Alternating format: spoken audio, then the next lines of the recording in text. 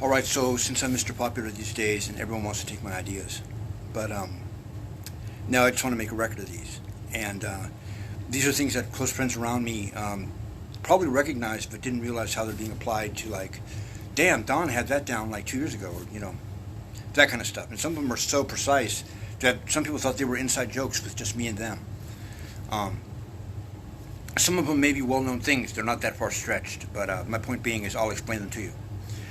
Now, there's new symbolisms coming out, and I like to call it the new Illuminati because the real enlightened ones are us. It's not billionaires that you've been told or the elite that run the planet. They're not very enlightened. They're in darkness. So if they're the ones who did, which I don't think they are, I think they're scapegoats. We're supposed to hate on the rich and then the richer and the richer. And hey, that's their money. If everyone hates on them, that's fine. In other words, there's another tenant in the building. And this goes to COVID-19, this goes to the elections and everything. Now, that's a huge, kind of bold statement for me to make. But, well, why wouldn't there be? Because I was getting my information from God, or from a source that I considered God. Now, everyone goes, Don, smoking that ginger bacon in Jamaica and, God knows what else, you've lost your mind. And what's so stunning about this, and I did research on it, was that was exactly what qualified me. All the people that do this, even for the CIA and all that, they have pasts that look like, Jim Morrison's when it comes to that shit. Why? Because their mind is conditioned to come to grips. If you're on LSD, for example, you see some crazy-ass wild shit, you're not going to freak out. Other people would. Because I inquired about this. I go, I'm not the best person in the world. That's where it began, where he said, you show me one place in my book where it says you can't do that. And yet the people criticizing me were breaking hearts left and right and just didn't have any shame in their game. But I would walk quite a bit, and I would go on these long road trips all around the Monterey area.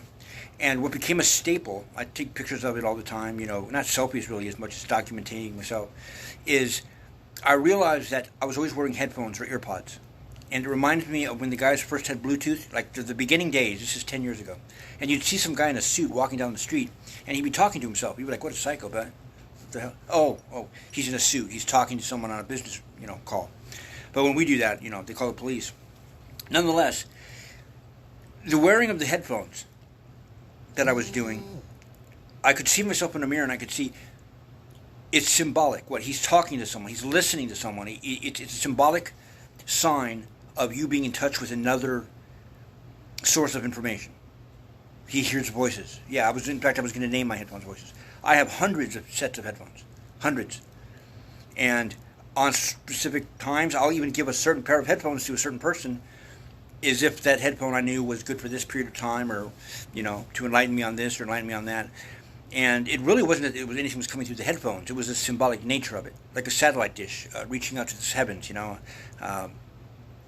It was basically, I'm here meditating for a long period of time by myself, listening to music, and within that, he speaks. And again, I was a skeptic.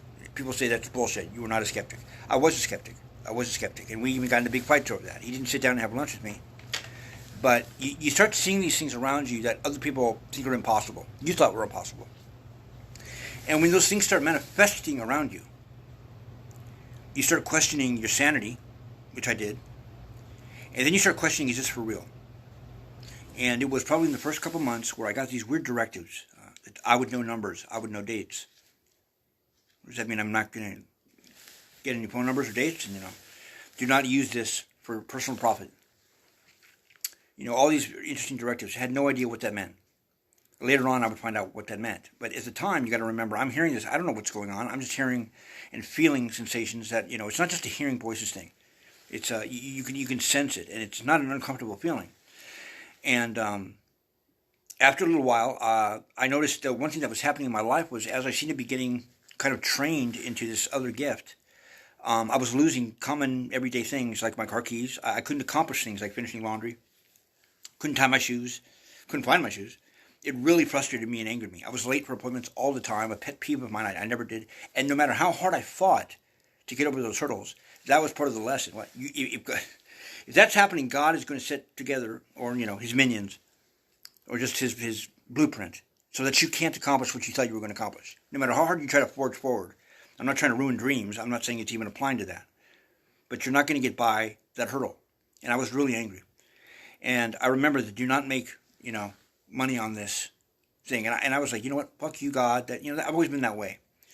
Too many people, I think it's extremely narcissistic and egotistical to think, that those ideas are all yours. That you're just so fucking creative because you went to college that God doesn't have any play in them. And then you walk around talking about how, fuck God, I don't need God, I can make it on my own, is one of the oldest tricks in the book.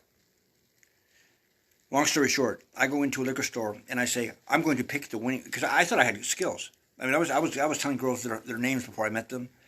I mean, I was knocking it out the park. Miss Cleo would have committed suicide. So I go into this liquor store and I start filling out numbers and I'm like, okay, give me the number. But then I heard a very loud voice, like this is where you go into therapy. It said, you can write the numbers down. I will give you the winning lottery numbers. This was a Saturday night. But you cannot buy a ticket. It's funny, because I have a saying, which is, I can give you the winning lottery numbers, but you have to buy the ticket. In other words, you have to buy into my idea. But I'll prove it to you. But if you're not going to go along with it, if you just want to be like, yeah, whatever, then I'm not going to waste my time. It's embarrassing. That's happened. You think it's a simple bet, like, let's see if this guy can really do it, and they back out of it. Something makes them back out of it. We've all seen this, where it's a simple thing. It's not even a big deal. And they can win lots of money or whatever it is that excites them. And at the last minute, they back out of it out of a nervousness. And he said, just don't buy a ticket, and I'll give you the winning numbers. I go, okay, sure. Give me the winning numbers. Gives me the numbers. I write them down. Didn't buy a ticket. And I remember the next morning, I was in the computer room, and my mom came in. I go, oh, Mom, can you bring me the calendar section? It has the, it was the Fantasy 5. They didn't have any more. Super Lotto had already happened that night or something like that. And I had a feeling, like more so than ever, I'm like, I got a really weird feeling this I won this. But I didn't buy the ticket. I just wanted to see, I had the number registered with the guy at the cash register. And I look at the things in the paper, and I look at the numbers on the Fantasy 5, and every single number, except for one, which was only one number off, was right on target. Every one. Now, that's after a challenge 12 hours earlier of, you're bullshit, I'm not taking your orders, I'm not going to walk around the goddamn peninsula, street preaching and trying to learn things. You're not real. And if you are real, then watch this. Give me the winning lottery numbers for tomorrow. And he did. I mean, it was that clear cut, that simple. The funny part about it was my mom saw that and goes, "Oh my God, you won!" She's going crazy, thinking I'm rich. She's out of the house. I not for one minute, ever considered, dude, I wish I had bought the ticket. Never. I was so shocked, so I almost felt embarrassed that I had questioned it, tested it, and then it spit in my. I mean, it leaves no doubt. It spit in my face and told me, "Any more questions?" No, and since then, I mean, I get into fights all the time with him. He's my best friend. But the thing that most often, symbolizes me, and I have many pictures of it, is a backpack and my headphones. And it's interesting because since that time, and I don't remember it being that big of a deal back then, the headphones, like the Bluetooth, have symbolized something different. When you see someone walking down the street and they have headphones on, they're listening to music, yeah. But they're also connecting with God. And especially people that seem to be out on a mission, where they have a backpack and they're on a long bike trip, and they have headphones on. You'll know who these individuals are. They'll shine to you. They'll stand out to you. Those individuals are making a statement. They're not just, they're saying, I'm listening to the Word of God. And so, when I started seeing things like that, and people in music videos and in movies, because someone told me, you really need to see the movie, The Book of Eli. Okay, sure. And if I was them, I would have said, what do you think you are, the Book of Eli? I don't know. It comes in very close. The scenarios are very close. Especially when he says the fire came up in the sky. And, we have the scene in Santa Rosa. And there's a lot of tricks to that because, you think the book is the Bible. And people get all religious. And there's some lines in that things that I was taught, I was stunned that would be revealed. Where he says, if, the one enemy guy says, if I could share this book with them, then there would be no reason for all this, problems and this chaos. These people would realize why they are here and what they're doing. And then we wouldn't have any mess. And that's one of the most profound lines I've ever heard. Because those things get disclosed to me. Because I go from a drug user to a drug user who now has a complete faith that a priest can't even get. And I'm not showing that off as much as I'm like, it's been tested and I back it up. And no one seems to ever want to recognize that. But I also, had mentioned I deal with people all the time and noticed what I called harassment, where someone would jump into them, possession, but on a much smaller scale. I called them jumpers, and I finally came up with a term for it, called a car thief. Your vehicle, your vessel, and when you're not in control of yourself, it was actually when a very beautiful woman made sexual advances towards me, I knew something was wrong. I knew something was wrong there. I could tell she was acting totally different. She didn't remember things that were common knowledge, like her favorite type of music and things like that. I knew someone had stolen her car. So, that's fine. Just the other day, I hear a lyric in a gangster rap where he says something about, I couldn't have done this except for God, who is a scar healer. And he goes, and then I give the wheel over to Jesus. Did you not know that he was a car stealer? Could be coincidence. I had not heard that before, ever. But the headphone thing is the thing that's got me the most now, because now I'm hearing my terms that I used by myself in my own mind being used in movies. But yeah, nothing will touch me. You deliver my message, and no one will hurt you. And the kicker is the Bible's already out there. No one cares about the Bible. No one's really into religion or any of that crap. You don't have to be. Don't let that get into the way of your connection with God. See, what it's trying to say in that book is that Eli is the book. Eli is the one who's telling the story about him doing these passages for God. He's created another Bible, in a sense. He's another prophet. So the book is not the Bible. The guy takes the Bible. You think the book of Eli's over because the guy got the book. Yeah, but that's not Eli's book. The book of Eli is him. So when you hear about how Trump's burning books, I say that a lot. What? He's trying to burn those of us who he knows are awake. Because when the global reset happened, y'all got knocked out. It happened right around the election of 2016. And I stayed totally conscious. And what I saw was very frightening. I have girls that didn't know my name or who I was or had me misplaced in their mind. It was like the Mandela effect. It had a PCP hit. It happens all the time. And I didn't understand what was going on. And basically I was recording these things. Why do you need to record them? Because you wanted to see it from a human point of view.